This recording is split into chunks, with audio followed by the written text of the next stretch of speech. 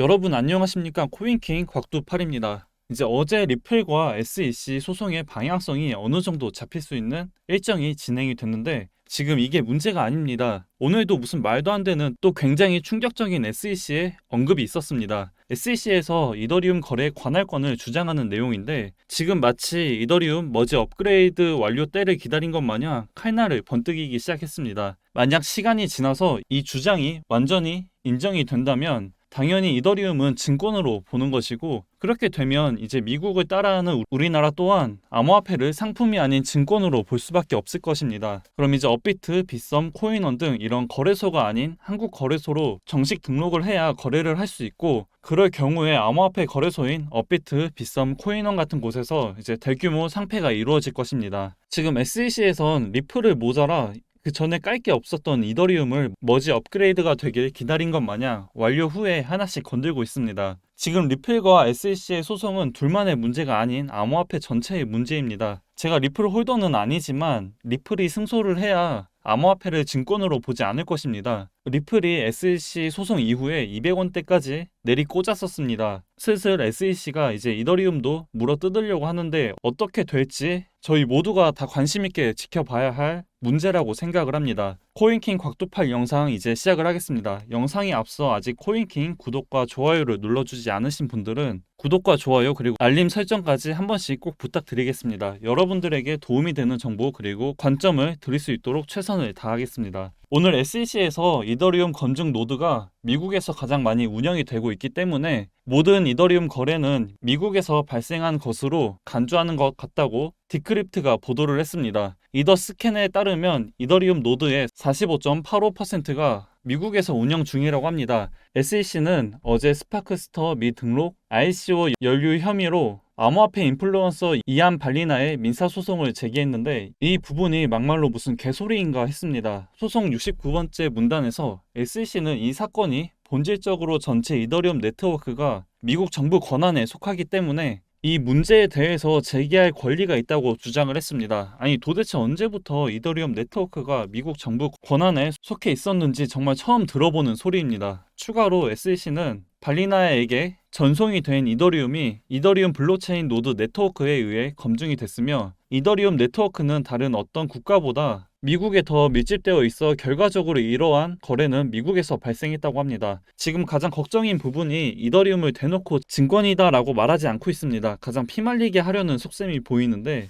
리플처럼 이더리움을 대놓고 다이렉트로 깨부시려는 모습을 보이는 게 아니라 이 기사에 나와 있는 것처럼 이더 노드의 관할권을 주장하면서 그와 관련된 모든 걸 다 깨부시려는 속셈으로 보입니다. 이번에 이더 노드의 관할권을 주장을 했다면 그 다음엔 디파이 그리고 NFT 등 이더리움에 관련된 모든 것들을 건들 가능성이 충분히 있습니다. 지금 이 이더리움 안 작은 생태계를 하나씩 깨부시려는 속셈이 보이고 이 생태계가 죽으면 당연히 이 시장 안에서 전혀 힘을 못 씁니다. 지금 그동안 리플과의 소송은 리플에서 증권이 아니다라고 주장하고 있는 걸 SEC 측에선 증권이라 주장하는 부분을 반론도 하지 못하고 앵무새 마냥 그냥 계속 같은 말만 했었는데 이제는 타겟을 이더리움도 같이 잡은 듯 합니다. 우선 이런 생태계 안의 작은 부분들부터 건들면서 하나씩 SEC의 관할 안에 넣으려고 하고 있고 그렇게 된다면 자연스럽게 리플과의 소송에서도 유리한 포지션을 잡을 수밖에 없다고 생각을 합니다. 그래서 더욱더 SEC에선 시간을 끄는 움직임을 보여주고 있다라고 생각을 합니다. 그리고 이번에 리플 소송과 관련해서 새로운 내용이 추가가 됐습니다. 최근 미국의 디지털 상공회의소가 법원에 이번 사건과 관련한 제3자의 의견을 제출할 수 있도록 하는 아미커스 브리프를 신청을 했는데 이와 관련해서 SEC가 만약 법원이 허가할 경우에 이번에도 마찬가지로 또 추가적인 시간이 필요할 수 있다는 공식 입장문을 법원에 제출을 했습니다. 지금 SEC는 이런 식으로 계속해서 시간을 끌고 있습니다. 진짜 SEC에서 주장하는 리플은 증권이라는 것이 너무나 맞다면 이미 이 소송은 끝이 났다고 생각을 하는데 지금 전혀 그렇지 않고 계속 이런 식으로 같은 말만 하면서 시간을 질질 끌고 있습니다. 왜 이렇게 질질 끌고 있는지 이유를 생각해보면 간단합니다. 리플이 증권이라는 것을 스타트로 암호화폐 시장 전체를 이제 SEC 안에서 규제하기 위함이라고 생각을 합니다. 투자자를 보호한다곤 하는데 과연 우리를 위해서 이런 행동을 하는지를 생각해보면 좀 과연 의문점만 남습니다. 현재 이 리플과 SEC 소송 진행 과정을 봤을 때 약식 재판 스케줄 상으로는 양측이 법원에 제출한 각자의 주장에 대해서 서로 반대 입장을 밝히는 게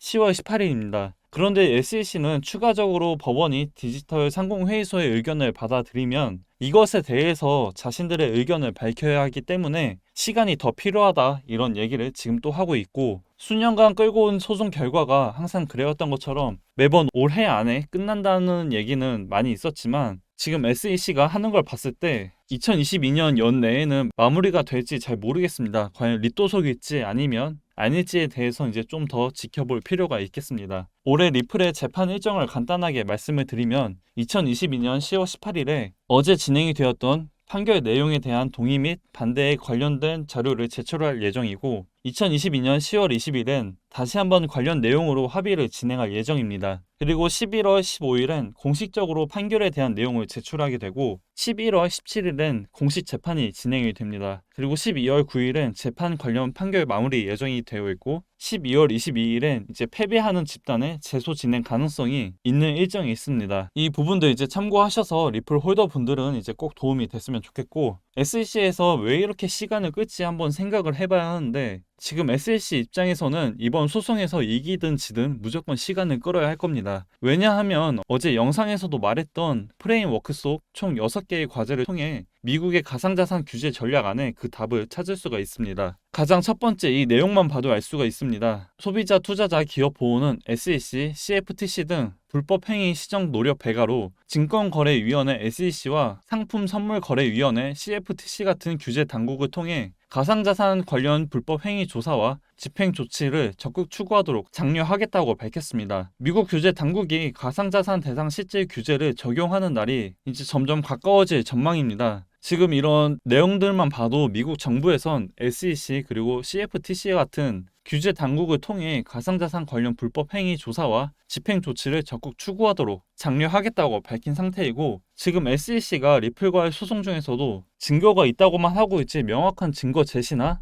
또 반박을 하지 않는 이유도 지금 미국 정부에서 그 권한을 부여하길 기다리는 의미도 있다고 보고 있습니다.